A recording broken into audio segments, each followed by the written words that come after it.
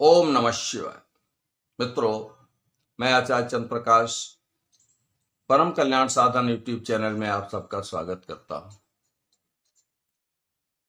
आज मैं आपको बताऊंगा कि लोगों के अंदर एक भ्रम बैठा हुआ है कि बिना गुरु के हम भजन नहीं कर सकते, हम भगवान के मंत्र का जाप नहीं कर सकते, हमें उसका कोई प्रतिफल नहीं मिलेगा, हमारी साधना निष्फल चली जाएगी, हो सकता है हमें नुकसान हो जाए। इस तरीके की भ्रांतियां लोगों ने फैला रखी हैं। क्यों फैला रखी हैं, इस पर बोलना हमारा विषय नहीं है। हम आपको आश्वस्त करते हैं कि अगर आपका गुरु नहीं है, आपने अभी तक गुरु धारण नहीं किए हैं और आप साधना करना चाहते हैं, तो किसी भी सात्विक मंत्र की साधना आप बगैर गुरु के कर सकते हैं और पूरा परिणाम भी प्राप्त कर सकते हैं। यहां पर मैं चर्चा ओम नमः शिवाय मंत्र की करूंगा। ये मंत्र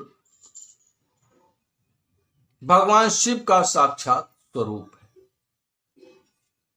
क्योंकि ये उनकी मंत्रमयी मूर्ति है, शब्दमयी मूर्ति।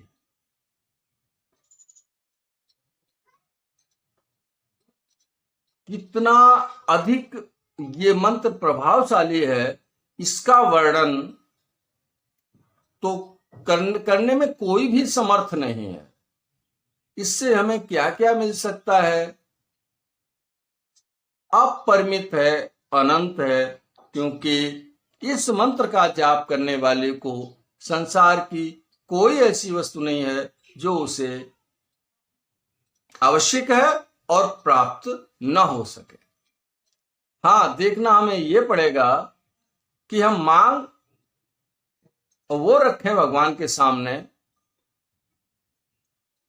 जो हमारे लिए आवश्यक और उचित।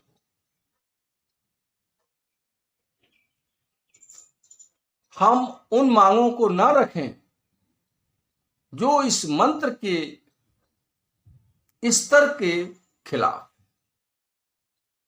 वो हमारी पूरी नहीं होंगी। भगवान शिव अच्छी तरीके से जानते हैं कि हमारे भक्त के लिए क्या आवश्यक है और क्या अनावश्यक है। हालांकि जब भगवान देते हैं, भगवान शिव जब देते हैं तो ये विचार भी ही नहीं करते कि हम इसको क्या दे रहे हैं। पूर्णता के साथ देते हैं, बहुत अधिक मात्रा में देते हैं, जितना हम सोच भी नहीं पाते। इस मंत्र को, ये कितने अक्षर का मंत्र है? 5 अक्षर का पंचाक्षरी मंत्र बोला जाता है, नमः शिवाय। जब इसके साथ हम ओम लगा देते हैं तो ये 6 अक्षरी मंत्र हो जाता है, 6 अक्षरों का मंत्र बन जाता है। पहला अक्षर इसमें जो ओम आता है वो भी भगवान शिव का ही प्रतीक है, पूर्ण परमात्मा का प्रतीक है।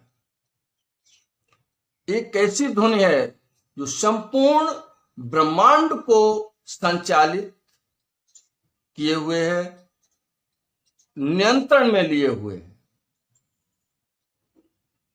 जब हम ओम को किसी मंत्र के आगे लगा देते हैं तो फिर उसका प्रभाव कई गुना अधिक बढ़ जाता है। नमः शिवाय मंत्र भगवान का स्वयं स्वरूप है, जिस मंत्र से 7 करोड़ मंत्रों का निष्कासन हुआ है, निर्माण हुआ है। ऐसा शक्तिशाली मंत्र पे ये कहकर के उसका जप छोड़ देना कि हमारे कोई गुरु नहीं है, हमें इसका जप नहीं करना है क्योंकि फला ने हमको ऐसा कहा है।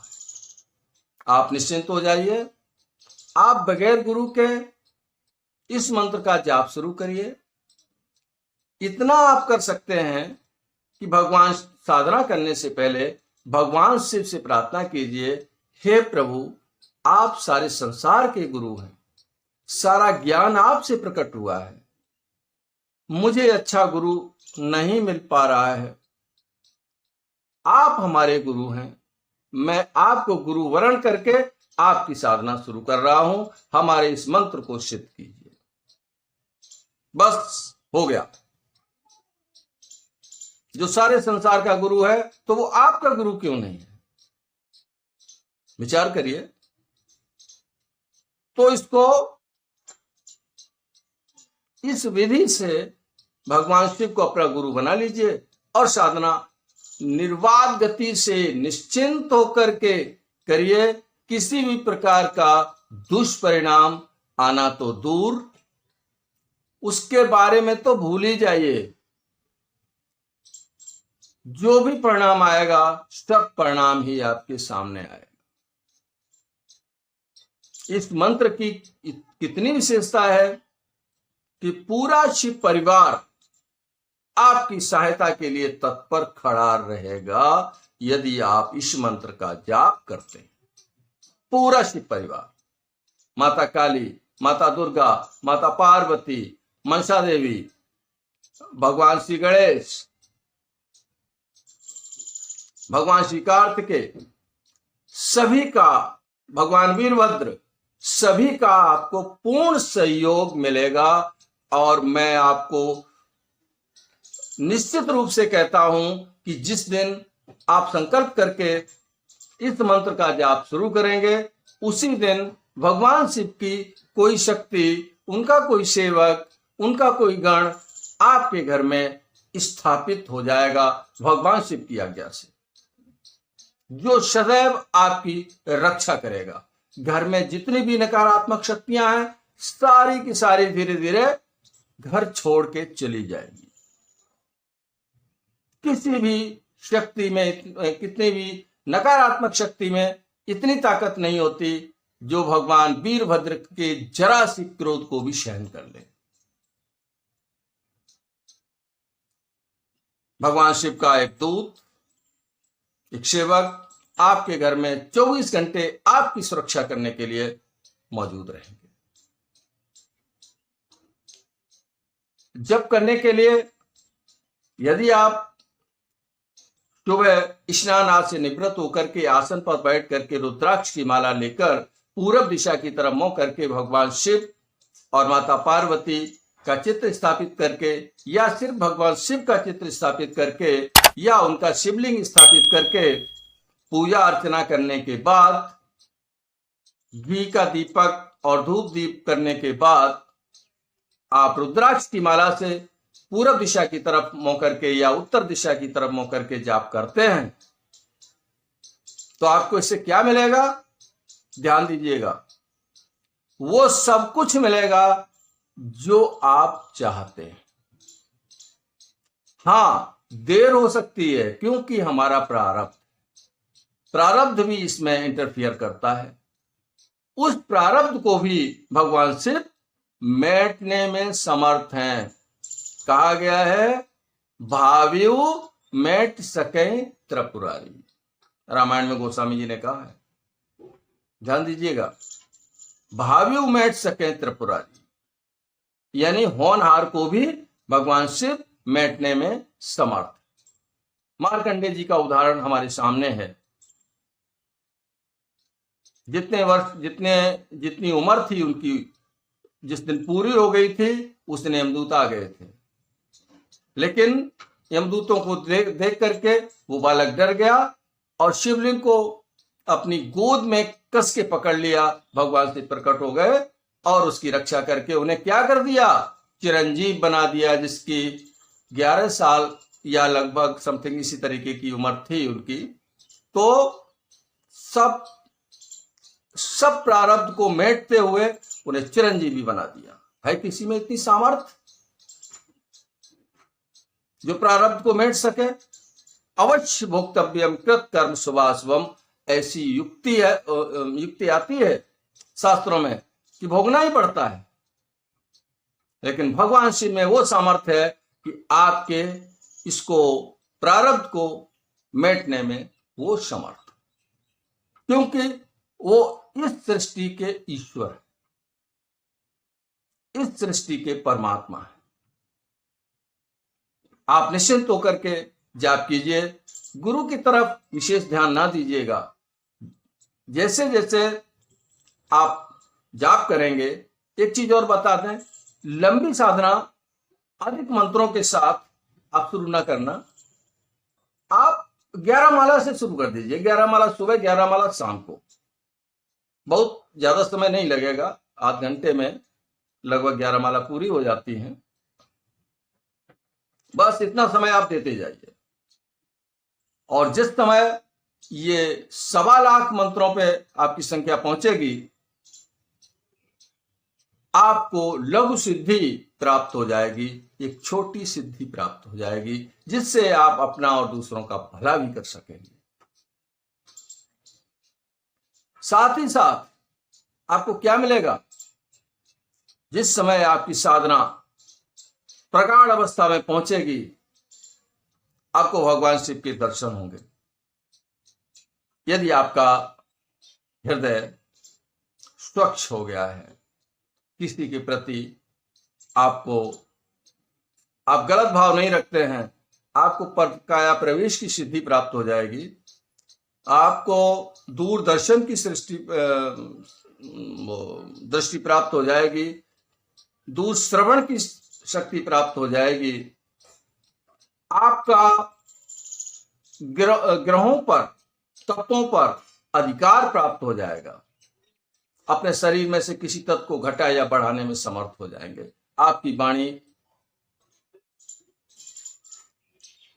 सत्य सिद्ध होगी। अगर किसी को दुखी होकर के श्राप देंगे, वो श्राप फलित होगा। दुखी सुख आनंदित होकर के किसी को वरदान देंगे, वो सफल होगा। लेकिन मैं एक चीज के लिए आपको सावधान करता हूं, जो भी लोग इस वीडियो को देख रहे हैं, यदि इस प्रकार की कोई भी सिद्धि शक्ति आपको प्राप्त हो, कभी भी इसका दुरुपयोग मत करना, कभी भी दुरुपयोग मत करना। सदुपयोग करो, लोगों की भलाई के लिए काम करो। उस शक्ति का इस्तेमाल भलाई में करो, शक्ति आपकी बढ़ती चली जाएगी। लेकिन अगर आपने उसका दुरुपयोग किया, तो वो शक्ति ही आपको विनष्ट कर देगी।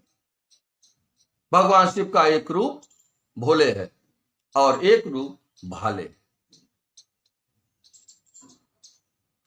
तो इस चीज को हमेशा ध्यान रखते हुए आप साधना करिए,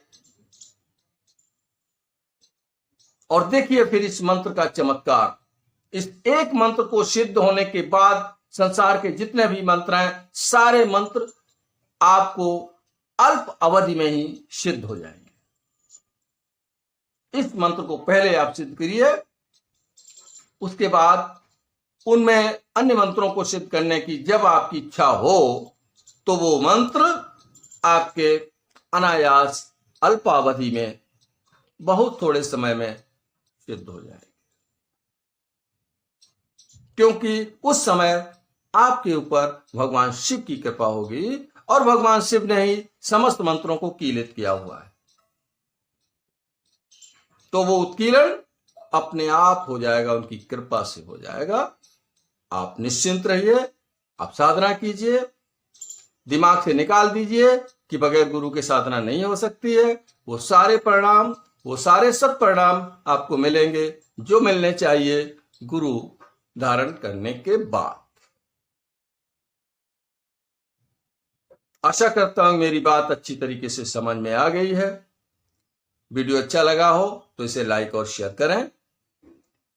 चैनल पर पहली बार आए हैं तो इसे सब्सक्राइब करके बेल आइकन को प्रेस कर दें, ताकि आने वाली हर वीडियो का नोटिफिकेशन आपको मिल जाए। इन्हीं शब्दों के साथ मैं अपनी बात को समाप्त करता हूं। वीडियो देखने के लिए आपको धन्यवाद देता हूं। ओम शांति।